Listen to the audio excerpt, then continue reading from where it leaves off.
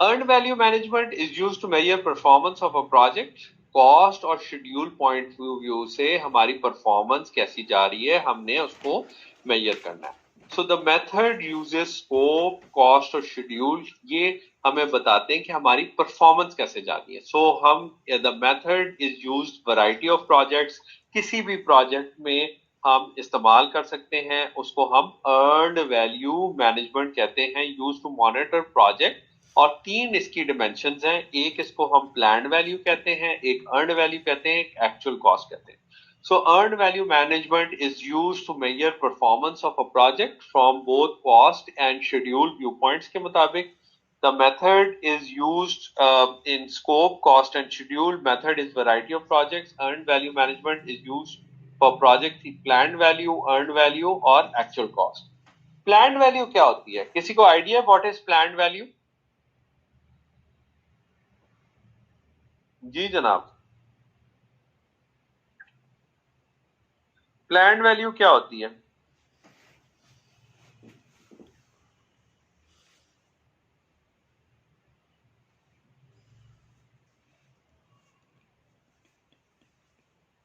What is planned value?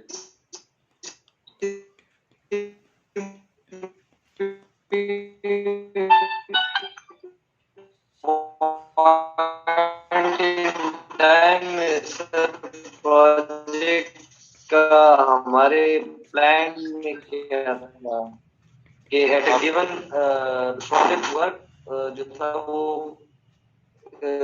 किसी point in time पे वो क्या होना था प्रोजेक्ट स्केड्यूल. सर कोई और एनीबडी एल्स? वो आवाज जरा हो रही थी, कोई और बताना चाहेगा? जी सर, इसमें प्लान वैल्यू जो होती है किसी जब हम कोई WPS बनाते हैं तो उसमें जो एक्टिविटीज हम डिफाइन करते हैं किसी एक ऐसी चीज के ऊपर या कोई ऐसी काम के ऊपर जो हमारी वैल्यू हम जो प्लान करते हैं हमने जितना खर्च करना है तो उसको हम कहते हैं प्लान वैल्यू. सो ये आपकी बजटेड वैल्यू होगी. ये planned value is the money. हम मनी स्पेंड करेंगे, इसका यूनिट कोई नहीं होता. ये यूनिट किसी भी चीज का नहीं है. प्लान्ड वैल्यू का भी नहीं है, अर्न वैल्यू का नहीं है. तो इट इज द कि हम कितना काम करेंगे, प्लान हमने कितने काम का किया, तो ये हमारी प्लान्ड वैल्यू होती है. Planned value eight any moment of time हमारी वैल्यू है जो हमने बजट किया हो. सो ये बजट के मुताबिक होती है. So at any moment of time planned value shows कि हमने फिजिकल वर्क कितना करना था at any moment of time. ये हमारी प्लान्ड वैल्यू कहेगी. और एट द एंड टोटल कितना चाहिए था, तो ये बजट एट कंप्लीशन होगा. एट द एंड टोटल कितना चाहिए था, ये बजट एट कंप्लीशन होगा. और किसी एक पॉइंट पे मैं चेक करना चाहूंगा कि मुझे कितना काम करना चाहिए बजट के मुताबिक, तो ये प्लान्ड वैल्यू होगी. ये एक्सपेक्टेड वैल्यू होती है. ये एक्सपेक्टेड वैल्यू है, एक्चुअल वैल्यू नहीं है. ये expected value. Any confusion here?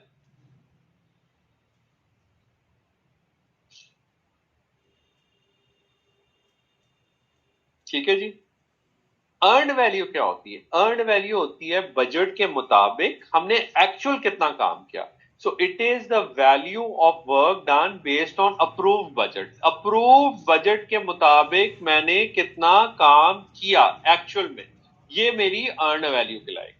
So approve के मुताबिक मैंने कितना काम किया, ये मेरी अर्न वैल्यू कराएगी. और एक्चुअल कॉस्ट का कोई फॉर्मूला नहीं होता. एक्चुअल कॉस्ट मेरा कितना खर्चा हुआ उस काम को कैरी करने के लिए, ये मेरी एक्चुअल कॉस्ट कहलाएगी. सो प्लान्ड वैल्यू क्या होती है जी, कोई दोबारा से बताएगा?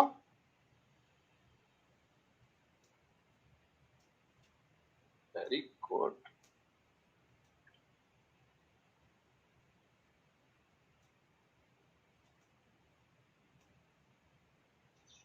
Planned value is the money that is planned to spend your work in activity at any moment of time, expected work based on budget, और at the end हम उसको budgeted completion कहते हैं. Earned value is the actual work based on approved budget, and actual cost is the actual work cost जो carry out करेंगे activity. अच्छा जी, projects हैं deliver होने, 16 कंपोनेंट है 100 रुपए के. तो बजट एट कंप्लीशन क्या होगा?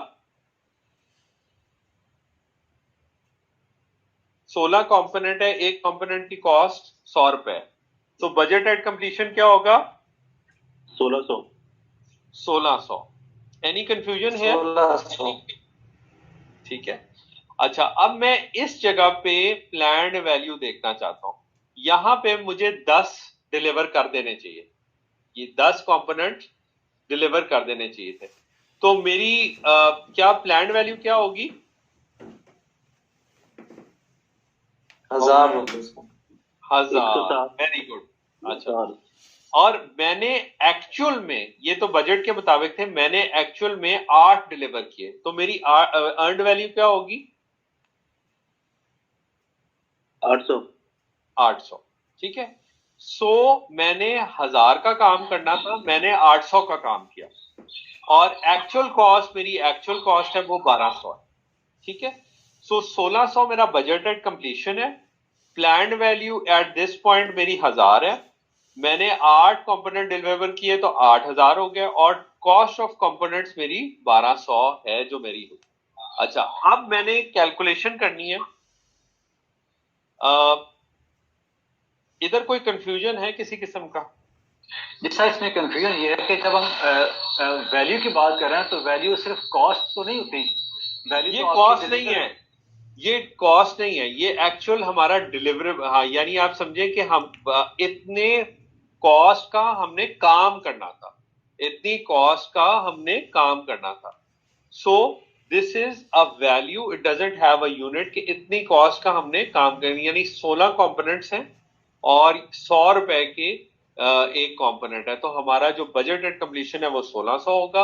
एक पर्टिकुलर पॉइंट पे मैंने 10 डिलीवर किए। सो इसका क्या मतलब है कि मुझे 1000 प्लान्ड वैल्यू होनी चाहिए, और अर्न वैल्यू मेरे 8 अगर डिलीवर किए, 8 कंपोनेंट्स किए, तो 800 का काम मुझे डिलीवर करना चाहिए था। 800 का रुपए का काम मुझे डिलीवर करना चाहिए। 800 रुपए का काम मुझे डिलीवर करना चाहिए। तो ये काम है जो कि हमने इस प्राइस का डिलीवर करना, और एक्चुअल कॉस्ट हमारी एक्चुअल कॉस्ट। अच्छा जी, अब हमारी शेड्यूल वेरिएंस क्या होती है? Earned value minus planned value. Earned value minus planned value. और कॉस्ट वेरिएंस क्या होती है? Earned value minus actual cost. Earned value minus actual cost.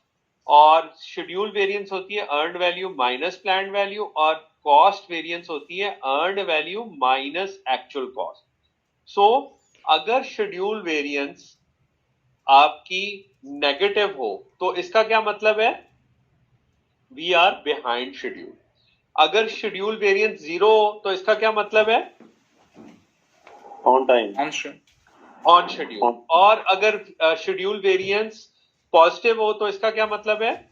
ahead जा रहे हैं, आगे जा रहे हैं, हम आगे जा रहे हैं। इसी तरह यानी कि ये बेसिकली बता रहा है कि काम, ये एक्सपेक्टेड काम था और ये एक्चुअल काम है। अगर ये ज्यादा होगा तो बेहतर है, अगर कम होगा तो नुकसान है। इसी तरह cost variance, earned value minus actual cost, अगर ये 0 हो तो इसका क्या मतलब है? We are on budget, we are on budget. अच्छा, और अगर नेगेटिव है तो इसका क्या मतलब है? इसमें लूज कर रहे हैं हम, वी आर ओवर बजट, यानी ज्यादा स्पेंड कर रहे हैं। और अगर पॉजिटिव है तो इसका क्या मतलब है? कम बजट यूज कर रहे हैं। We are under budget. Excellent. कोई कंफ्यूजन है? No? Okay. So let's calculate. मुझे बताएं इसका शेड्यूल वेरिएंस क्या होगी? Earned value minus planned value minus 200। So इसका क्या मतलब है? We are behind schedule. Yes. और अर्नड, ये कॉस्ट वेरिएंस क्या? -400 का क्या मतलब है? Earned value minus actual cost. We are over budget. We are over budget. अच्छा, अब इसी की माइनस की जगह अगर डिवीजन का साइन मैं बना देता हूं तो ये मुझे बताता है एसपीआई। एसपीआई लेस देन 1 हो तो इसका मतलब है we are behind schedule. SPI is greater than 1 तो we are ahead of schedule, और अगर 1 है तो we are on schedule. Cost performance index अगर लेस देन 1 है तो then the project is cost is more than the budget, यानी earned value less than 1 है। लेस देन 1 का मतलब है कि अर्नड वैल्यू कम है, प्लान्ड वैल्यू ज्यादा है। अर्नड वैल्यू कम है, एक्चुअल कॉस्ट ज्यादा है, तो लेस देन 1 है तो project cost is more than the budget, greater than 1 है तो it is under the budget, और it is in the budget, और अगर 1 है, अगर 1 हो तो इसका क्या मतलब है, अगर सीपीआई 1 हो तो इसका क्या मतलब है, 1 आ रहा है तो क्या मतलब होगा, अर्न वैल्यू एक्चुअल कॉस्ट के बराबर है तो वी आर ऑन बजट, और अगर एसपीआई 1 है तो इसका क्या मतलब है, on schedule, we are on schedule. ठीक है, अभी यहां पे कोई confusion? No, okay, so let's move forward. अच्छा जी, अगर मैं एसपीआई को कैलकुलेट करूं 0.80, 0.80 का क्या मतलब है, ईवी डिवाइड बाय पीवी, इसका क्या मतलब है कि मैं अहेड हूं या बिहाइंड हूं शेड्यूल के, बिहाइंड, बिहाइंड, और 0.66 का क्या मतलब है, over budget, we are over budget. ठीक है, excellent. So schedule variance is equal to earn value minus PV, negative value trouble है, positive value always good, negative value trouble है, positive value always good, EV divide by PV, PV less than 1, trouble है, greater than 1 है तो always good, cost performance less than 1 है, trouble है, greater than 1 है, it is always good. ठीक है, इधर कंफ्यूजन कहीं?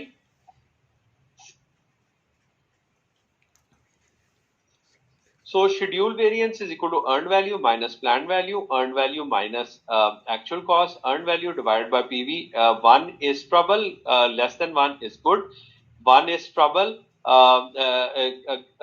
greater than 1 is good, less than 1 is, greater than 1 is good and less than 1 is trouble. So project team can calculate forecast estimate at completion. अब हमें 1600 रुपए चाहिए थे, लेकिन हमारा जो सीपीआई और एसपीआई बता रहा है कि हम जो है स्लो जा रहे हैं एज कंपेयर टू हमने जितना प्रोग्रेस करनी थी, तो हमें एक्चुअल 1600 रुपए चाहिए होंगे या ज्यादा पैसे चाहिए होंगे? ज्यादा चाहिए, ज्यादा चाहिए होंगे। सो एस्टिमेट एट कंप्लीशन, सो इसके 3 हमारे फॉर्मूले हैं जो हम यूज करते हैं कि हमें एस्टिमेट एट कंप्लीशन क्या चाहिए, यानी कि हमें और कितने पैसे चाहिए होंगे। सो एक फार्मूला है एक्चुअल कॉस्ट प्लस बीएसी, जो हमने 1600 की थी, माइनस अर्न वैल्यू, उसके मुताबिक हम जो है ना कैलकुलेट करते हैं। सो ये 1200 हमारी एक्चुअल कॉस्ट है, 1600 हमारी वो थी बीएसी, और 2000 अर्न वैल्यू थी हमारी ना, अर्न वैल्यू हमारी 800 थी, और बजट एट कंप्लीशन जो बीएसी हमारा 1600 है और अर्न वैल्यू 800 है, तो हमें 2000, तो हमारा एक एस्टिमेट ये कहता है कि हमें 2000 रुपए, अगर हम इसी रेट पे, बजट रेट पे जाएंगे तो हमें 2000 की जरूरत होगी। एक और इसकी एक और भी कैलकुलेशन का मेथड है, वो ये है EAC is equal to BAC divide by CPI. So BAC हमारी 1600 थी और हमारा ये जो है सीपीआई 0.66 था जो हमने पहले कैलकुलेट किया था। तो अगर इसी के मुताबिक हम जाएं तो हमें 2424 रुपयों की जरूरत होगी। This is estimated at completion. ठीक है, और एक तीसरा फॉर्मूला भी है, उसका है, आजकल सबसे ज्यादा फॉर्मूला ये वाला यूज होता है, और ये कहते हैं कि सिंपल भी है और ये एक मीडियम यानी इन दोनों के दरमियान एक रिजल्ट देता है, तो ये फॉर्मूला सबसे ज्यादा होता है। तीसरा फॉर्मूला ये है AC plus BAC minus EV minus 800 divide by SPI into CPI. So इन दोनों का एक फॉर्मूला है 2715। So this is estimated. हम एक तरीके से हमें ये वैल्यू आ रही है, एक तरीके से हमें 2424 चाहिए होंगे, और एक तरीके से हमें 2715 चाहिए होंगे। सो 3 एस्टिमेट्स हैं कि हमें एस्टिमेटेड एट कंप्लीशन के हमें कितने पैसे चाहिए। सो हमें, अगर हम इधर खड़े हुए हैं और हमने पता करना है, अगर हम 1200 पे खड़े हुए हैं और मैंने एस्टिमेट करना है मुझे और कितने पैसे चाहिए टू कंप्लीट द प्रोजेक्ट, इसको हम कहते हैं ETC. ETC estimate to complete. 1200 मुझे चाहिए थे और 2424 मेरा EAC आया, तो 2424 माइनस 1200 करूंगा तो मुझे पता चलेगा कि मुझे और कितने पैसे चाहिए। सो मुझे और कितने पैसे चाहिए। ठीक है, ठीक है। तो एक हमारा EAC है, एस्टिमेटेड कंप्लीशन है, और एक ETC है कि मुझे और कितने पैसे चाहिए। Then we have TCPI। TCPI एक कैलकुलेशन करता है कि कॉस्ट परफॉर्मेंस को मद्देनजर रख के कि हमें remaining part of work to meet completion के कितना हमें किस तरह काम करना है। सो फॉर एग्जांपल एक फार्मूला, अगर मैं BAC minus EV divide by BAC minus AC,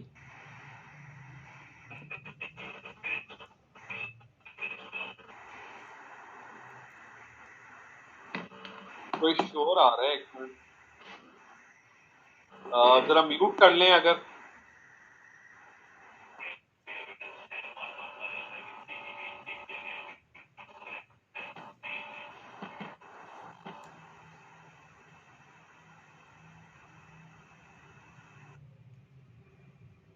okay, so BAC minus AV minus divide by BAC minus AC, 1600 minus 800, 1600। अगर BAC हमारा 1600 हो और AC और EV हमारा 800 1200, तो हमें अभी के लिहाज से प्रोजेक्ट को कंप्लीट करने के लिए हमें ट्वाइस एज वर्क हमें करना पड़ेगा अगर हम इसी तरह काम कर रहे हैं। अगर BAC मेरा चेंज हो जाता है और मैं उसको EAC को जो है वो 2000, एक फार्मूला ये है BAC minus EV divide bye EAC minus AC। तो अगर मैं EAC में 2715 देता हूं तो मुझे हाफ 52%, यानी कि I have to work at half of the pace जो अभी मेरी जा रही है, दैट जो मैंने प्लान किया था। अगर EAC मेरा 2424 हो जाता है तो मुझे 65% ऑफ पेस के ऊपर अगर मैं काम करूंगा तो मैं अपना काम जो है वो अचीव कर लूंगा। और अगर EAC मेरा 2000 होता है तो I have to work at the same space जिसके ऊपर मैं अभी काम कर रहा हूँ। ये एक मेजरमेंट मेजर्स है जो कि हम यूज कर सकते हैं। ETC EAC माइनस EAC होता है कि हमें और कितने पैसों की जरूरत है। अगर EAC हमारा 2000 है तो माइनस हम 1200 करें तो हमें 800 रुपए की जरूरत है। और BAC जो होता है कि वेरिएंस कितनी है, 1600 हमारा बजट है और EAC हमारी 2000 है, तो हमारी वेरिएंस जो है वो माइनस 400 आ रही है। बजट क्या था और एस्टिमेटेड कंप्लीशन, इन दोनों में जो गैप होता है ये हमारा वेरिएंस कहलाता है। अच्छा जी, अब I will give you 10 minutes, बल्कि हम लोग इस तरह करते हैं 12:15 ये डिस्कस करते हैं। मैं इसके फॉर्मूले डाल देता हूँ, ये कैलकुलेट करके मुझे बताएं कि क्या है, and we'll have a discussion about it कि ये प्रोजेक्ट कैसा जा रहा है।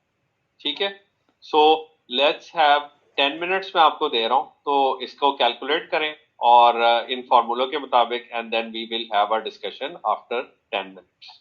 ठीक है जी, सो 12:15 बजे हम लोग इसको डिस्कस करते हैं। ओके, कोई कंफ्यूजन तो नहीं है? कैलकुलेट करके कैलकुलेटर से कैलकुलेट करें कि ये प्रोजेक्ट्स कैसे जा रहे हैं।